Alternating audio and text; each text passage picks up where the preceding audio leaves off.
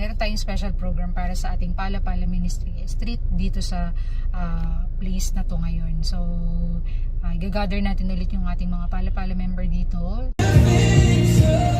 So, yung mga bataan ko, masayang-masaya ngayon kasi may bisita kami. Pagod ka na? Hindi ka pa nga namumulot eh. Dig in. Sige po, lahat po iniimbitahan na dito.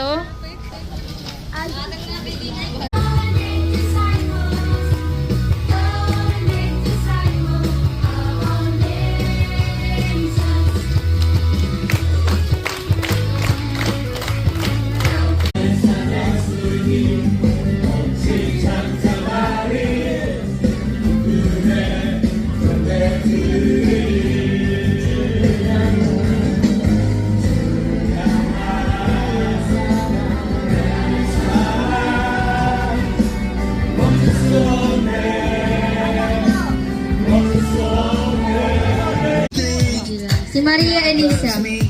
Maria Elisa. Peter.